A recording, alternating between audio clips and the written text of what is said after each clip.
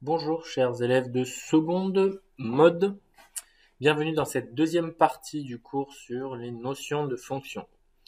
Donc on va aborder maintenant qu'on sait un petit peu ce qu'est une image, un antécédent, quand on sait un petit peu lire l'image en ayant la fonction, la courbe représentative de la fonction. Maintenant on va essayer de voir ce que c'est les variations d'une fonction. Bon, c'est du français, hein, je pense que vous devinez déjà ce que ça va être, mais on va essayer d'avoir tous le même vocabulaire, tous la même méthode pour donner les variations d'une fonction quand on nous les demande. Alors, donc, grand 2, tableau de variation, qui dit tableau de variation dit variation. Donc première partie déjà, qu'est-ce que c'est que les variations? Fonction croissante, fonction décroissante ou fonction constante. Donc une fonction est une suite d'opérations que l'on effectue à un nombre que l'on appelle x. Le nombre obtenu, on l'appelle y. Il est fonction de x. On peut donc noter f de x, qui est à dire f de x. Donc ça, au cas où vous ne savez pas le dire, je vous dis, ça se dit f de x. Alors ce nombre x peut varier, on peut faire varier x. Donc c'est ce que je vous avais expliqué la dernière fois. Alors, hop, je vous avais expliqué que, bon, je vais radoter un petit peu, mais c'est pas très grave, qu'une fonction c'était une petite boîte, et que quand on met un nombre à l'intérieur de cette boîte, ça veut dire que ce nombre va lui faire des opérations. Par exemple, si je prends cette fonction-là, ça veut dire que le x que je vais prendre, ben, je vais lui faire plusieurs opérations. Je vais d'abord le multiplier par 4, puisque là j'ai 4x, donc je vais faire x4. Je vais obtenir 4x. Et ensuite, quand j'aurai obtenu ce 4x, je vais lui faire subir une autre opération, qui est lui faire plus 2. Et je vais obtenir donc 4x plus 2. Donc si je récapitule un petit peu, ça veut dire que ma boîte, je lui mets à l'intérieur x, et que qu'est-ce qui sort? Ben 4x plus 2. Alors on est d'accord que si jamais x il vaut 2, que si x il vaut 12, ce calcul-là il ne vaudra pas la même valeur. Donc en fait, comme ce calcul-là ne vaudra pas la même valeur, on dit que ce nombre va être fonction de x. Ça veut dire qu'en fonction de la valeur de x que je vais mettre dedans, j'aurai un nombre différent. C'est ce qu'on appelle une fonction. Bon, ça c'était un petit rappel de ce que j'avais dit la dernière fois. Mais là, ça va être important de comprendre ça, parce que on va essayer de définir qu'est-ce que c'est une fonction croissante, une fonction décroissante et une fonction constante. Je vous laisse mettre pause et lire ça. Donc, une fonction est croissante si, lorsque l'on fait augmenter la valeur de x, la valeur de f de x augmente elle aussi. Ça veut dire que quand le x que je vais mettre dans la boîte, si je le fais augmenter, ben le résultat de ce qu'il y a dans la boîte augmente aussi. Une fonction est décroissante si lorsque l'on fait augmenter la valeur de x, la valeur de f de x diminue. Une fonction est constante si, peu importe la valeur de x qu'on met dedans, f de x reste inchangé. On va essayer de voir comment est-ce qu'on peut le démontrer non, mais voir quelques exemples. Donc si je prends cette fonction, alors moi, je sais si elle est croissante ou décroissante, cette fonction, et on va essayer de le démontrer. Hop, alors, j'ai f de x qui est égal à 4x plus 2, ça veut dire que quand je prends n'importe quel nombre x, je vais donc le multiplier par 4 et lui ajouter 2. Donc si jamais j'ai envie de prendre f de 0 par exemple, ça veut dire que je vais faire ce calcul, mais pour x qui vaut 0. Je vais donc faire 4 fois 0 plus 2. Je vais donc faire 4 fois 0, 0, plus 2, ça fait 2. Ça veut dire que f de 0, il vaut 2. Pour l'instant, premier calcul. Si je le fais pour une deuxième valeur, si par exemple je le fais pour f de 2, ben je vais faire 4 fois 2, plus 2. 4 fois 2, 8, plus 2, 10. Ça veut dire que f de 2 vaut 10. Si je le fais encore pour deux autres valeurs, donc on l'a fait pour 4 valeurs, ça veut dire qu'on sait que f de 0, il vaut 2, f de 2, il vaut 10, f de 4, il vaut 18, et là, f de 10, il vaut 42. Qu'est-ce que ça veut dire? Ça veut dire que si je range toutes ces valeurs sur un petit graphique, donc sur ce graphique-là, si je viens ranger que f de 0 égale 2, ça veut dire que quand x égale 0, là c'est 10, donc f vaudra 2. Quand x vaut 2, y, donc f de x va valoir 10, donc on va être ici à peu près, j'ai pas de carreau donc c'est pas grave. F de 4 vaut 18, donc un tout petit peu plus petit que 20, donc je vais être là. F de 10, il vaut 42, donc je serai à peu près, là j'ai 40, donc 42, je serai à peu près ici. Donc qu'est-ce qu'on constate? On constate que si on prend notre règle, malgré le fait que j'ai placé mes points un petit peu au pif, on voit très bien que ça a l'air d'être une droite. Et quand on prend notre règle, donc, on voit que cette droite, si on la trace de la gauche vers la droite, ben on monte. Alors bien sûr, il ne faut pas faire dans l'autre sens. Si on la trace de la droite vers la gauche, oups, je me suis trompé. J'ai dit droite vers la gauche tout à l'heure. Donc si je la trace de la gauche vers la droite, elle est croissante. Et si je la trace de la droite vers la gauche, on voit qu'elle est décroissante. Alors du coup, il faut se ramener à la définition. On a dit qu'une fonction est croissante si lorsque l'on fait augmenter la valeur de x, elle augmente. Alors les valeurs de x, elles augmentent dans ce sens-là. On n'oublie pas. C'est quand je me déplace comme ça que les valeurs de x augmentent. Donc pour voir si la fonction est croissante, je trace toujours de la gauche vers la droite. Et là, je vois que les valeurs, elles augmentent. De toute façon, il n'y avait pas besoin de tracer cette droite pour voir que ça augmentait. Et il n'y a même pas besoin que ce soit une droite pour que ça augmente. Une fonction, ça peut être même une courbe, ça peut être une fonction comme ça, elle aussi elle augmente, elle est croissante. Ok? Donc, là on a pris quelques points pour voir un exemple. Ici on a une première fonction qui est croissante. Je vais vous demander s'il vous plaît de recopier cette petite partie de cours et ces trois exemples. Donc je vais faire le deuxième en bas pour avec 3 points, on ne va pas en faire 4 pour essayer de gagner un petit peu de temps. Donc je vais vous demander d'essayer de faire celui du dessous tout seul, moins 5x plus 10, trouver 3 petits points, les placer sur un repère comme ça, et montrer que c'est croissant ou décroissant. Donc là, juste à côté, on peut écrire que f de x, donc 4x plus 2, est croissante. Hop. Hop, et pour bien que ce soit visible, on l'encadre. Allez, vous essayez de faire la même chose pour celle du bas. Donc pour la deuxième fonction, moins 5x plus 10, alors j'aurais pu l'appeler autrement, au lieu de f, si ça vous perturbe que les deux s'appellent pareil, on peut venir l'appeler g, celle-là, et celle-là, on peut venir l'appeler h de x, si ça nous embête un petit peu, sinon c'est pas gênant. On sait qu'elles n'ont pas la même expression. Donc on va venir calculer g de 0, g de 2 et g de 5, par exemple. Allez. Donc voilà, on l'a fait pour g de 0, on a trouvé que g de 0 est égal à 10. On l'a fait pour 2, on a trouvé que g de 2 est égal à 0. Alors, petite précision, ici vous avez moins 5 fois 2. Un chiffre négatif fois un chiffre positif, ça fait un chiffre négatif. 5 fois 2, 10. Plus 10, donc moins 10 plus 10. Je suis à l'étage moins 10, je monte de 10 étages, je suis donc à l'étage 0. Et on a trouvé que g de moins 5 est égal à moins 15. Donc pareil, un chiffre négatif fois un chiffre positif, ça fait un chiffre négatif. 5 fois 5, 25. Moins 25 plus 10. Je suis au moins 25e étage. Ou alors il fait moins 25 degrés. Je gagne 10 degrés, il fait plus que moins 15 degrés. Je mets ces trois petits points donc sur un graphique et je regarde. Bon, on n'a pas besoin du graphique là. On voit que quand on fait augmenter, on passe de 0 à 2, on passe de 10 à 0, on passe de 2 à moins 5.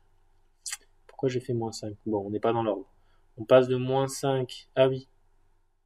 C'est juste une erreur de ma part. Excusez-moi. Effectivement. Ici, c'est pas moins 5, c'est bien g de 5 qu'on calcule. Donc, moins 5 fois 5. Ok, très bien. Donc, je passe de 2 à 5 et on diminue encore. Ok. Donc, g de 0, 10. G de 2, 0. J'ai augmenté x. Y a diminué. J'ai encore augmenté x. Y a encore diminué. On va voir ça sur un graphique. Donc on place ces trois points sur le graphique. Quand x vaut 0, g vaut 10. Donc quand x vaut 0, g vaut 10. Donc on est ici. Quand x vaut 2, g vaut 0. Donc je suis à l'étage numéro 0, je suis là.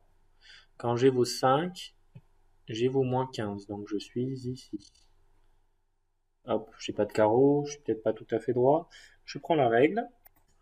Je constate que ces 3 points sont alignés, mais surtout ce que je constate, c'est que la fonction est bien décroissante, parce que quand je me déplace de la gauche vers la droite, donc quand je vais vers les x qui croissent, qui augmentent, les y qui croient, pardon, qui croissent, c'est les grenouilles qui croissent. Quand je vais vers les x qui croient, les y, ils diminuent. Ok? Bon. Dernière, pour le dernier, je vous laisse faire tout seul et on va voir ce qu'on obtient. Je fais tout et donc je vous laisse mettre pause maintenant et on verra ce que vous obtenez.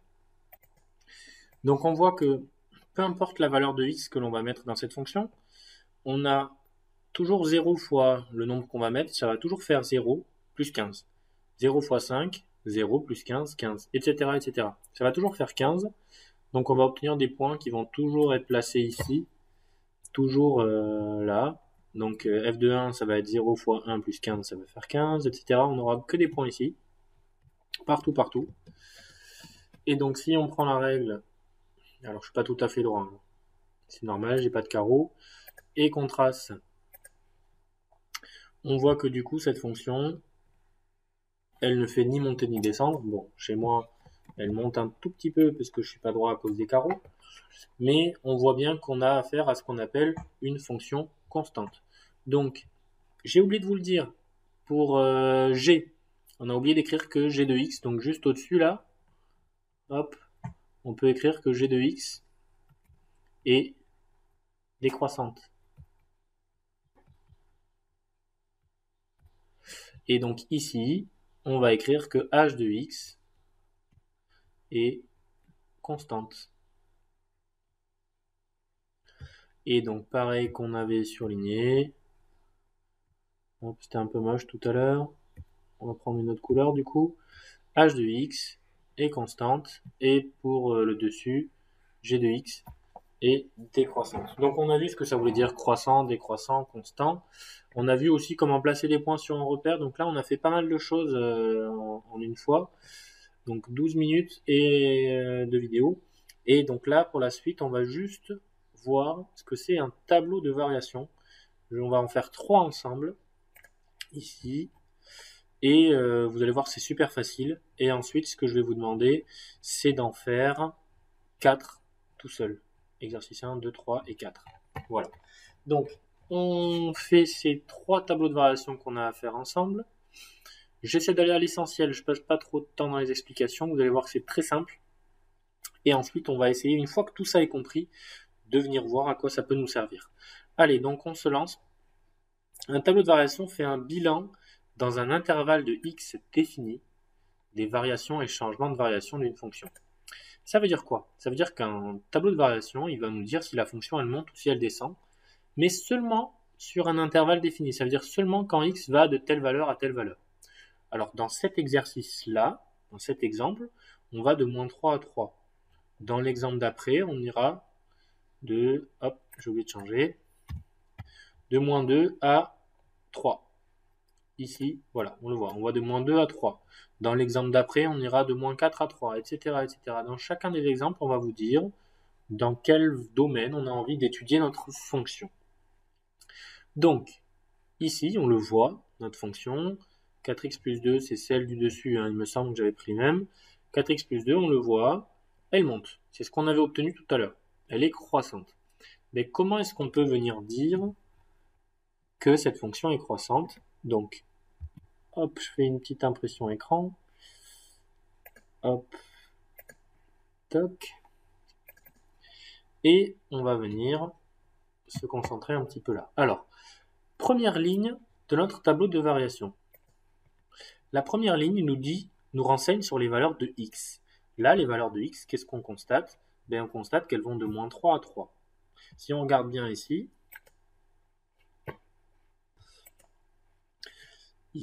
sur le fichier Word, on voit bien qu'à moins 3, la courbe, elle s'arrête brusquement.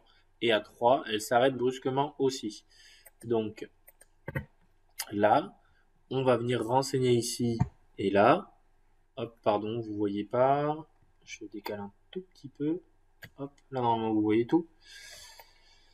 On a renseigné donc que la fonction allait être étudiée que de moins 3 à 3. Ensuite, qu'est-ce qui se passe de moins 3 à 3? On voit que la fonction elle monte, donc tout bêtement, on va venir dessiner une flèche qui monte quand x va de moins 3 à 3. La fonction elle ne redescend pas, donc il n'y a aucune autre valeur à indiquer ici. Il ne se passe rien de particulier de moins 3 à 3 pour ce qui est des variations. Alors certainement, il y a des trucs intéressants qui se passent là et là, mais ça ne nous intéresse pas pour le tableau de variation. Ensuite, on va venir renseigner, et ça c'est ce que les élèves oublient tout le temps. Donc gros attention ici à ne pas oublier ce qui va aller dedans. Okay, donc on a dit qu'elle était croissante. Ensuite, quand x vaut moins 3, que vaut la fonction? Que vaut f de x? Ben, quand x vaut moins 3, f de x vaut moins 10. Donc en fait, on va venir renseigner ici que la fonction non seulement elle monte, mais en plus on va dire de combien elle monte. Elle monte pour aller de moins 10 à 14. Voilà, de moins 10 à 14. Rien de bien méchant. Tableau de variation, à savoir faire. Là, c'est le tableau de variation le plus simple qu'on puisse vous demander. On passe au suivant. Donc si on le fait pour la deuxième fonction g de x, qui est définie sur moins 2, 3, donc là, on va de moins 2 à 3. On le voit bien ici. Quand x égale moins 2, la courbe s'arrête net. Elle commence tout juste, on peut dire. Et à 3, elle s'arrête net aussi. Donc, on peut dire que cette fonction, quand on se déplace de la gauche, pardon, je vais y arriver, vers la droite, elle est décroissante. Donc là, je vais venir mettre une flèche qui va vers le bas quand x va de moins 2 à 3. Ensuite, quand x est égal à moins 2, on voit que y, donc g de x, va valoir 20. Donc ici, on écrit 20.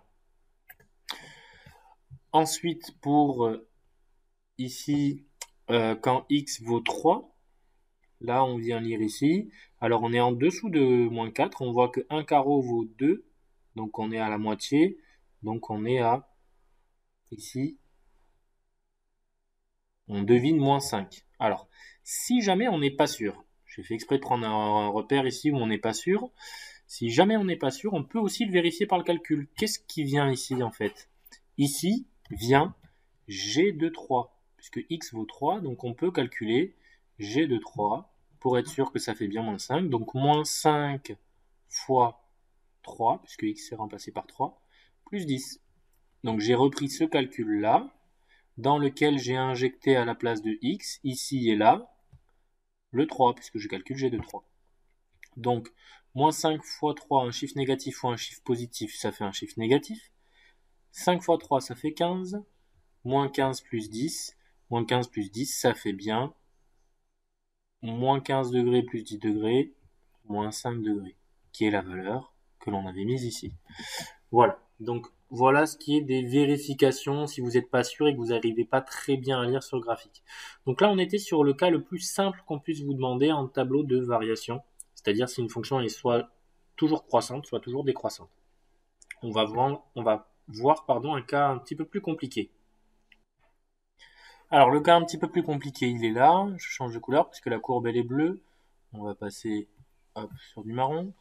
On commence ici. On voit que la courbe elle est définie de moins 4 à 3. Donc ça veut dire qu'on commence à moins 4.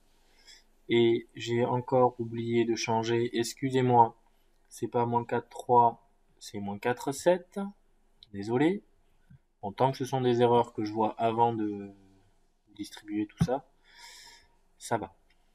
Donc ici c'est bien de moins 4 à 7, comme qui est indiqué là. Donc, bon, normalement ce sera rectifié ça quand vous viendrez télécharger le fichier, je ferai en sorte de rectifier. Ensuite, on voit que la fonction elle alterne les croissances, décroissances, croissance, décroissance, croissance.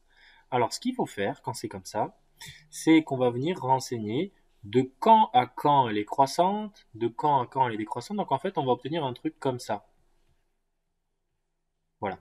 Donc grosso modo, pour l'instant, on ne trace rien. On va juste venir compter combien de fois est-ce qu'on passe de croissant à décroissant. Donc là, on a une première partie croissante, deuxième partie décroissante. Hop, pardon. Une troisième partie qui est croissante, une quatrième partie qui est décroissante et une cinquième partie qui est croissante. On s'en fiche, hein, je rappelle, des valeurs qui sont là, c'est pas important. On s'en fiche de quand est-ce qu'on coupe l'axe des abscisses ou l'axe des ordonnées, on s'en fiche. Donc là, ce qu'on va venir faire, c'est venir chercher tous les points importants, tous les points où il y a un changement de variation. Donc là, je passe de croissant à décroissant, de décroissant à croissant, etc. Et vous voyez, bon, pour vous aider, ces points, ils sont déjà marqués. Hein. Hop, voilà ces points. Et donc, on vient repérer, en plus du moins 4 et du 7, combien est-ce qu'il y aura de valeurs là-dedans? Il y en aura 1, 2, 3, 4. Ok? Ces deux valeurs, elles sont déjà marquées. 1, 2, 3, 4. Donc, ça veut dire que là-dedans, j'ai 4 valeurs à mettre. Donc, je vais venir essayer de les mettre, toutes ces 4 valeurs à l'intérieur, équidistantes les unes des autres pour que ce soit joli. Donc, je vais en mettre une là, une là, une là et une là, par exemple. Ok? Donc, quelles sont les valeurs que je vais mettre? J'ai d'abord une fonction qui est croissante quand x va de moins 4 à moins 3. Donc, première valeur à mettre, c'est moins 3. Ensuite, j'ai une fonction qui est décroissante quand x va de moins 3 jusqu'à moins 1. Donc, autre valeur à mettre, c'est moins 1. Regardez ici, encore une fois, ça concerne que les x. Donc, je viens mettre que les valeurs de x ici. Moins 3, c'est une valeur de x. Moins 1, c'est une valeur de x. Je ne mets pas ce moins 4 là, il concerne y, il va venir apparaître en dessous ici. Donc, ensuite, je continue. Cette valeur ne m'intéresse pas. Celle-là, elle m'intéresse, c'est une valeur où je passe de croissant à décroissant. Donc, c'est quand x vaut 2. Celle-là ne m'intéresse pas. Celle-là m'intéresse, c'est quand elle passe de décroissant à croissant. C'est quand x vaut 5. Voilà. Et là, j'ai quasiment fini mon tableau de variation. Maintenant, il me faut juste dire que entre moins 4 et moins 3, ça monte. Donc, je vais faire une flèche comme ça. Entre moins 3 et moins 1, ça descend. Donc, je vais venir faire une petite flèche comme ça. Entre moins 1 et 2, ça monte. Donc, je vais venir faire une flèche comme ça. Entre 2 et 5, ça descend. Donc, je vais venir faire une flèche comme ça. Et entre 5 et 7, ça monte. Donc, je vais venir faire une flèche comme ça. Alors, vous avez bien remarqué que je n'ai pas fait des grandes flèches comme ça. Pourquoi? Parce que, rappelez-vous, ici, il faut que j'écrive des nombres. Donc, là aussi, je vais en écrire. Là aussi, je vais en écrire, etc. Donc, il faut laisser de la place pour pouvoir écrire des nombres. Donc, à moins 4, que vaut h? H de x vaut 0. On est à l'étage 0 ici. Donc, on monte de 0 à, quand x vaut moins 3, on arrive à 4. Vous voyez? Là, je dis ici, je suis à moins 3. Donc, je le marque ici. Et quand je suis à moins 3, ma fonction, elle vaut 4. Donc, ici, j'écris 4. Quand je suis à moins 1, quand x égale moins 1, que vaut ma fonction? Elle vaut moins 4. Et donc là, on peut voir si c'est cohérent ce qu'on dit. Est-ce que quand je vais de 0 à 4, est-ce que j'augmente? Oui. Quand je vais de 4 à moins 4, est-ce que je descends? Oui. Quand je vais de moins 4 à cette valeur, est-ce que je vais monter? Alors, je vais de moins 4 à 8. Donc oui, bien sûr, je monte. Ensuite, de 2 à 5. De 2, quand x vaut 2 jusqu'à 5, je descends. J'ai une fonction décroissante qui descend jusqu'à moins 4. Et quand x égale 7, y vaut 2. Voilà. Donc, je répète, à chaque fois, on prend donc ces points-là.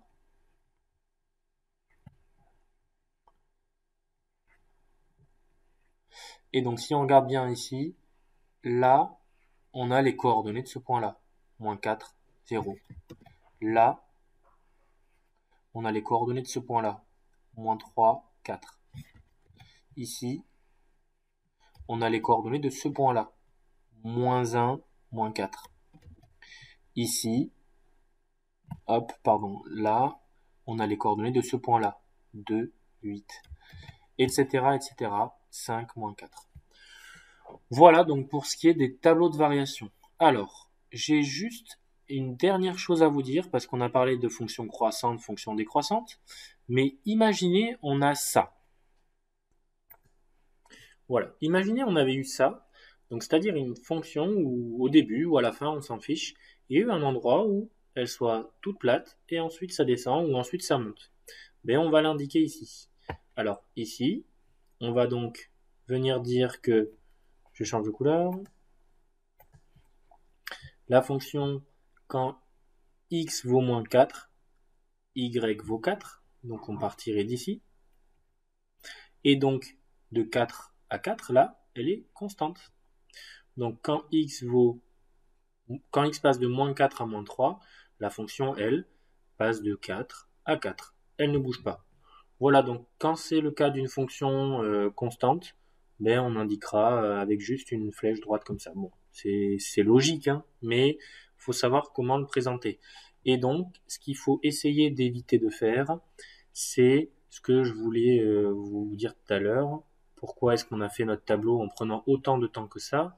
Parce qu'il y a des élèves parfois qui ont toute la place disponible, mais qui vont me faire moins 4, moins 3, moins 1, 2, 5, 7, et qui vont venir se surcharger ici, là, avec des toutes petites flèches, hop, et ici une grande flèche.